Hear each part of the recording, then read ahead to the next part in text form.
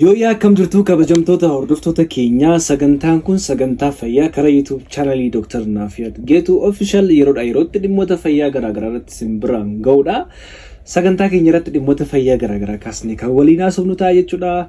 Egaa sagantaa keenya guyyaa irraatti qabatee kan isiniif dhiyaatu an Dr. Naafiyat Geetudha. Sagantaa keenya guyyaa irraattis akkuma mata duree irratti ibsuudhaaf yaallee qaama naannoo qaama saalaa alaa qofa osoo hin taane dhiirallee dabalatee jechuudha. Naannoo qaama saalaa dubartootaa keenya dhiiraa maaliif hoosisa rakkoo fayyaa nurraan geessisu qaba. Akkasumas immoo akkamitti of yaaluu dandeenya, akkamitti ofirraa dhorkuu dandeenya, maaltus immoo nutti fida, yoo maaltees mana yaalaa deemuu qabna kan jedhu sadarkaa isin beekuu dandeessanitti isinitti himna jechuudha. Kanaaf hanga xumura sagantaa keenyatti nu waliin turan affeerraa keenya. Egaa kabajamtoota hordoftoota keenyaa yeroo baay'ee egaa naannoo qaama saalaa yeroo jennu sabni keenya rakkoo kana dubbachuu dhiisuurraan kan kee rakkoo garaagaraadhaaf yeroo saaxilamu jira jechuudha. Qaama saalaa keessan tariitii bakka hojiitti bakka barumsaatti nama keessatti yoo sin hoosise yoo sin dhukkubee hooqxachuudhaaf sinitti ulfaachuu danda'a, ciniinnatanii obsu namoonni baay'een jechuudha. Yookiin immoo hirriba gahaa akka rafneef illee yommuu raftan illee hirriba keessaa sin kaasuu illee danda'a jechuudha. Rakkoon kun rakkoo nama baay'ee mudatudha. Keessumaa shamarran keenya irratti hedduminaan ni baay'ata jechuudha. Mee maaltu fidaa? Akkamitti immoo ofirraa dhorkuu dandeenya? Akka maal goone immoo yaalamuu dandeenya? Yeroo akkamii mana yaalaa deemuu dandeenya kan jedhu irratti gaaffii namoota hedduu waan ta'eef ibsa bal'aa isiniif kenna jechuudha. Daqiiqaa muraasa, daqiiqaa 8-9 hin caalleef jechuudha. Kanaaf nu hordofaa jenna ammas. Egaa kabajamtoota hordoftoota keenyaa wantoonni naannoo qaama saalaa hoosisan hooqxoo fidan baay'ee jiru. Wantoota naannoo keenyatti guyyaa guyyaadhaan godhaman irraa yommuu jalqabnu jalqaba irratti akkuma beekamu qulqullina dhabuu hygiene kan jennu qulqullina dhabuu naannoo qaama saalaa. Yeroo kana jennu maal isinitti fakkaate? Maal anoo guyyaa guyyaa hin dhiqadha jechuu dandeessu baay'een keessan.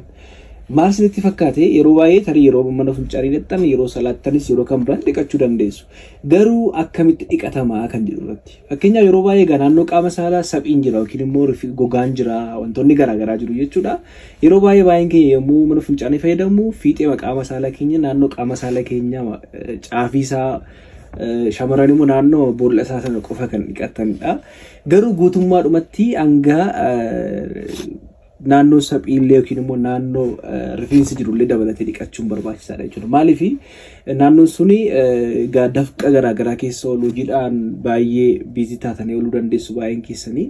Yeroo sanaa wantoonni xuraawwan garaagaraa yommuu qaawwa gogaa xixiqqoo keessa galanii infekshinii fiduu danda'u yookiin immoo sin dhukkubuu danda'u akkasiin hooqu gochuu danda'u jechuudha. Kanaaf yommuu dhiqattanii akkamitti akka dhiqachuu qabdan beekuun gaariidha. Shamarraniif keessumaa bishaan xiqqoo isanii dhiqachuun immoo gaariidha yoo sin hoosisa ta'es jechuudha. Kun rakkoon kuni rakkoo akkasii fiduu danda'a jechuudha. Akkasuma qulqullina naannoo qaama saalaatiin wal qabatee egaa wantoota naannoo hoosisuu fidan keessaa yookiin immoo hooqxoo naannoo qaama saalaa fidan keessaa tokko sababa hojiin namoota baay'ee irratti illee hin jiru. Tarii namni baay'een kanan godhee yaada. Garuu sababa hojiin namatti baay'achuudhaan kan ka'e of dagachuudhaan kan geessuu danda'a. Sababa garaagaraanis kan ka'e ta'uu danda'a. Rifeensi naannoo qaama saalaa dhiiraas ta'e shamaraa yookiin saphii kan jennu garmalee yoo gurguddate tariitii yeroo dhabdaneessuu danda'a. Achi keessatti hin jiraanneef cinii wal horuu danda'a. Hin jiraanneef ciniin achi keessatti wal horiinnaan sin hooqsisuu danda'a jechuudha.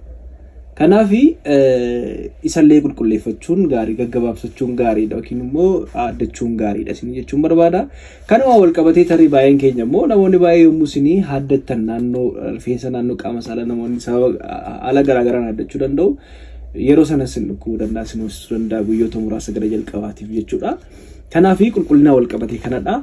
Inni sadaffaa kan biraa spray deodorant ta'uu danda'a, dibata ta'uu danda'a, wantoota kireemii garaagaraa ta'uu danda'a kan foolii qaban, kan foolii urgeessituudhaaf jedhanii fayyadaman namoonni keessumaa shamarran irratti baay'ata waan kun jechuudha. Splash yookiin immoo spray naannoo qaama saalaatti bifachuu yookiin immoo dibachuun illee naannoo qaama saalaa kan hooqsisu gochuu danda'a. Keemikaala achi keessa jiru xiqqoo gogaa keessa wal simachuu dhabuus danda'a jechuudha. Kanaaf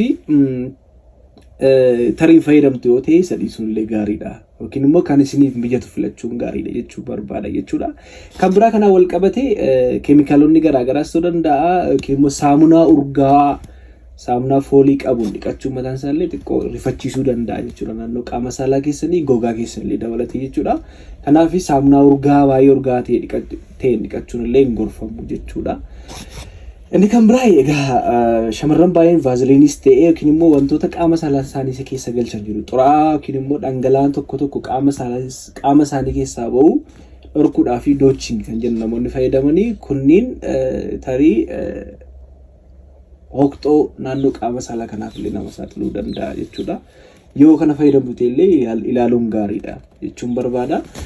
Kanaaf wantoonni amma jenne kunniin wantoota guyyaatti godhama oolan keessumaa uffata jalaa keenyaaf saamunaa yookiin immoo qulqulleessuu isin ittiin uffata jalaa paantii miiccatan illee baay'ee murteessaadha jechuudha. Ditarjentiin garaagaraa fayyaadhaaf kan uffataaf fayyadamnu ta'uu danda'a. Wantoonni garaagaraa barakinaa yookiin immoo wantoota garaagaraa jiraachuu laagoo garaagaraa ta'uu danda'a. Wantoonni kunniin tariitii yeroo sana sinoosisuu danda'a jechuudha.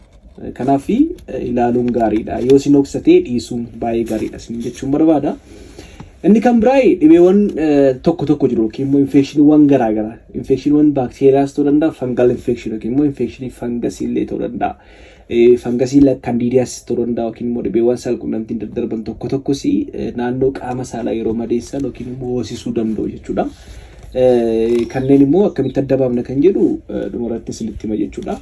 Inni kan biraa rakkoowwan gogaan tokko jiru. Fakkeenyaaf amma dhibeen tokko jira maallaa wayyaa kan jedhanii yeroo baay'ee yookiin immoo cittoo naannoo quba keessan gidduu yookiin naannoo qaama saalaa sinooksisa yoo ta'e galgala keessumaati. Kunis immoo yaalamuun barbaachisaadha yookiin immoo yaala gaarii argachuun gaariidha jechuudha. Dhibeewwan tokko jiru kanneen akka sooriyaasis kanneen jedhaman gogaa wal qabatanii isaanillee ilaalamuun gaariidha. Akkamitti adda baasna ammas dhumarratti isiniif kaasa jechuudha. Inni kan biraa dhibeewwan sukkaaraa namni dhibee sukkaaraa qabu yeroo baay'ee dhibeen sukkaaraa egaa amma gluukosii qaama namaa keessa jiru jijjiira. Kanaaf namoonni dhibee sukkaaraa qaban keessumaa fangasii kandiidiyaans jedhaman saaxilamuudhaaf olaanaadha namoota kaan yommuu kompeer goonu.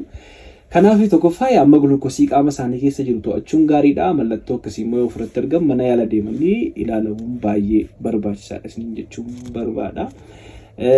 Sirriitti meeraa alerjikiis ta'uu danda'a. Rakkoowwan alerjikii kan jalqabarra jennis wantoonni kunniinis immoo rakkoo ammaa kana fiduu danda'u jechuudha. Inni kan biraa jijjiiramuu hormoonii keessumaa wanti kun umurii wajjin wal qabateedha kan inni dhufu. Kana jechuun shamarran umuriin isaanii waggaa 45 ol ta'e hammi istiroojiinii qaama isaanii keessa jiru jijjiirama gadi bu'aa jechuudha. Yeroo kana naannoo qaama saalaa goggoguu ta'uu danda'a. Infekshinii garaagaraaf saaxilamuu danda'a jechuudha. Kanaaf jira kireemonni tokko kan dibataman jiru. Isa deemanii mana yaalaa irraa fudhachuun illee baay'ee gaariidha yookiin immoo baay'ee barbaachisaadha jechuun barbaada. Maal gochuu qabna kan jedhuufi egaa wantoota amma isinitti hime kanneen irraa of eeggachuudha. Jalqaba irratti akkuma isinitti hime qulqullina naannoo qaama saalaa eeggachuudha illee dabalatee jechuudha. Wantoota isinitti kaasan jalqaba irratti isiniif jedhe kan irraa of qusachuudha. Inni kan biraa immoo uffata jalaa yookiin immoo paantii kotan ta'e 100% kotanii kan gurguramu jira jechuudha. 100% kotanii fayyadamuun gaariidha. Waan addaa yookiin immoo paantii addaa kan handa uffattanii hin beekne yoo uffattan illee jijjiirachuun baay'ee gaariidha. Qulqullina uffata jalaa keessan yookiin immoo paantii keessan illee eeggachuun baay'ee gaariidha. Isin jechuun barbaada. Ka jalqaba jenne irraas of eeggachuu dabalatee jechuudha. Inni kan biraa yeroo akkam ta'e mana yaalaa deemuu qabdu. Sinoosisa yoo ta'e dabalataan mallattoo akkamii ofirratti argitan. Fakkeenyaaf mallattoowwan tokko jiru. Fakkeenyaaf naannoon qaama saalaa diimachuu yookiin dhiitoo yookiin immoo madaa'ullee yoo sin madaa'e yoo dhiitee yoo diimate akkasumas immoo fooliin badaa qaama saalaa keessaa ni ba'a yoo ta'e dhiiras dhalaa jechuudha.